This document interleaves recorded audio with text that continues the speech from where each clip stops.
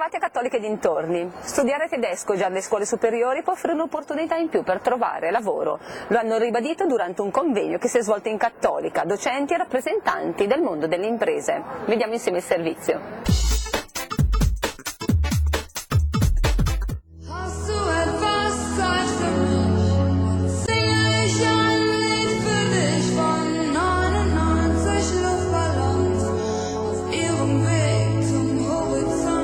L'inglese ovviamente è la lingua dominante non solo in Europa ma pure a livello mondiale, ma proprio per questo non è più un vantaggio competitivo, cioè l'inglese lo parliamo tutti, ma se un giovane italiano vuol distinguersi nella carriera professionale deve offrire qualcosa di più, che può essere un'altra lingua come il tedesco o un conoscimento speciale di tipo tecnico, scientifico, ma trattandosi di vantaggi linguistici, il tedesco ovviamente è la prima scelta, perché non solo la Germania è il partner commerciale più importante dell'Italia, ma pure tutta l'area germanofona, cioè comprendendo pure l'Austria, buona parte della Svizzera, il Liechtenstein, eccetera, sta per la parte dominante del commercio in Europa.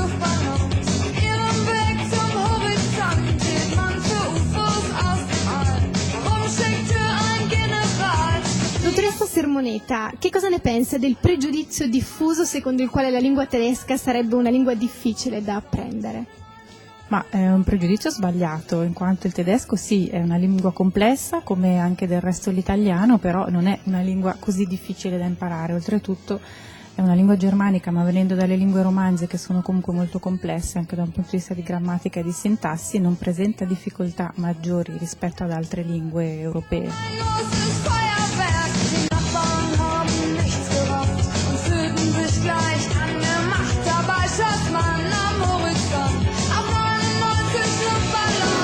Dottor Rossi, qual è l'importanza di imparare la lingua tedesca per il turismo a Brescia?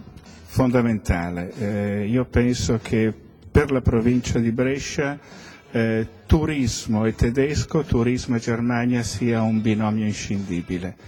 D'altronde conoscere una lingua significa anche conoscere quel mercato, conoscere quel territorio.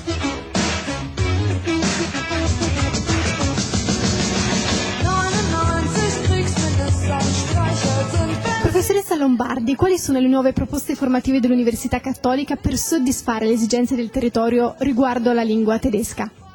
Per quanto riguarda la lingua tedesca ci sono iniziative recenti, iniziative consolidate nel tempo, anzitutto l'offerta di stage all'estero, ricordo il programma di scambio con la Ludwig Maximilians Universität di Monaco che prevede appunto l'offerta di stage presso enti, aziende, istituzioni culturali di Monaco di Baviera e per gli studenti monacensi invece l'offerta di stage presso aziende bresciane o enti culturali bresciani.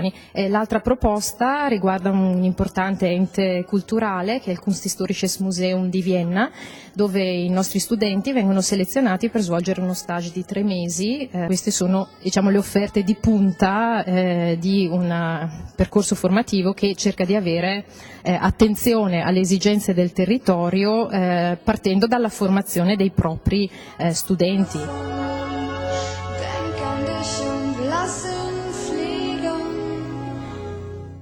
Il filosofo Salvatore Veca è tornato in Cattolica su invito della CCDC per presentare il suo ultimo libro, L'idea di incompletezza. Ascoltiamolo in questa intervista.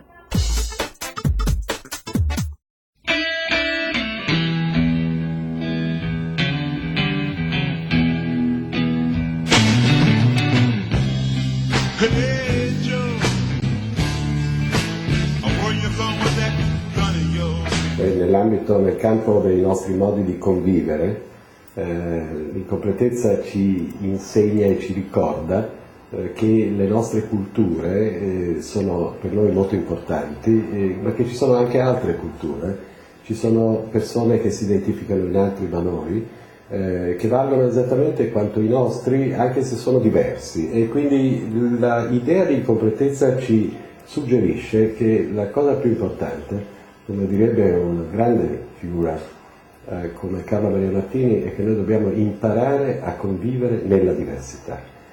Con l'idea della completezza si creano i muri, si tirano sui muri, e con l'idea di incompletezza si creano ponti.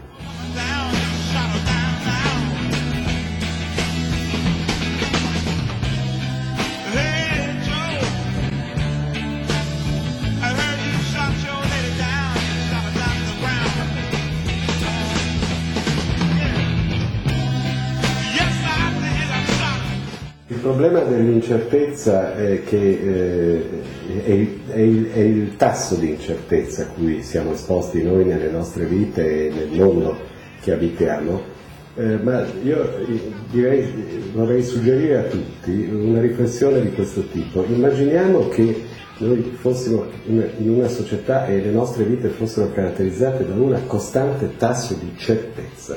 Noi troveremmo il tedio della certezza. L'incertezza è fonte di bellezza e di tragedia nelle nostre vite, non solo di tragedia, anche di bellezza, perché è la spia del possibile mutamento e dell'alone delle possibilità.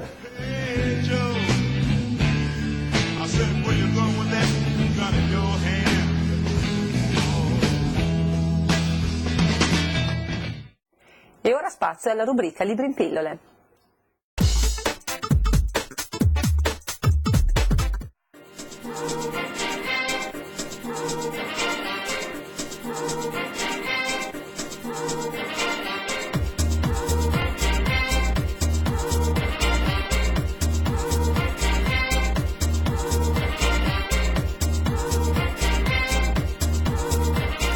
Sono gli ultimi giorni della Seconda Guerra Mondiale, ci troviamo nell'autunno 1945. Lui è un capitano francese che ha appena terminato la battaglia a Monte Cassino. Si sta dirigendo con la sua truppa in Germania per occupare la zona di Heidelberg. In una fattoria abbandonata trova la cassa con delle ossa carbonizzate di un uomo e Maria Richter, un'adolescente terrorizzata, sola perché dei genitori si sono perse le tracce. Il padre era partito in guerra, la madre era stata ricoverata nell'ospedale psichiatrico del paese. Lui è straziato, stanco dalla guerra, ha dovuto assistere a delle immagini terribili, eppure vuole capire che cosa è successo alla ragazza Maria Richter e di chi sono quelle ossa nella cassa carbonizzata. Questa è L'insonnia delle stelle di Mark Duguay. This is the same genuine, just by the you're running down to be running. And it's funny. This is the same genuine, just inside down to be you're running.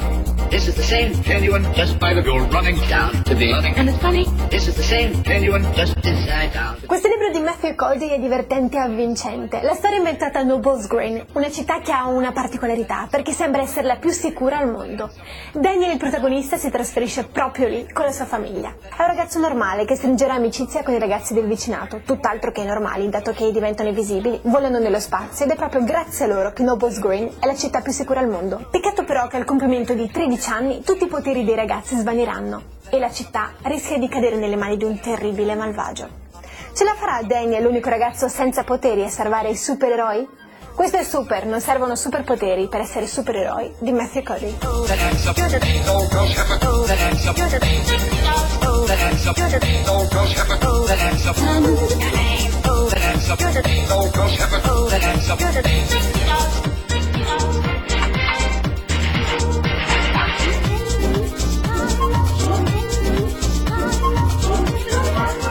Mr. Gwyn è uno scrittore che vive a Londra, un uomo soddisfatto della sua vita. Eppure, tutto d'un tratto, lo scrittore decide di cambiare tutto, perché niente sembra più essere perfetto per lui.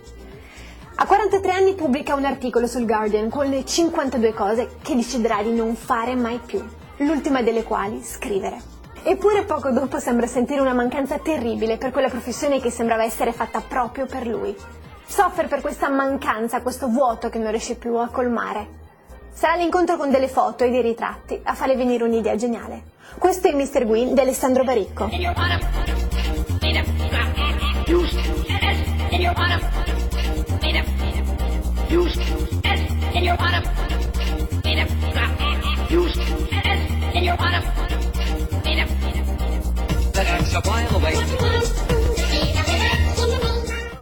Anche per questa puntata è tutto, vi do appuntamento la prossima settimana, come sempre il venerdì alle 20:45 su Teletutto, e per chi volesse rivedere i nostri servizi sono disponibili su UCAT. Grazie per essere stati con noi.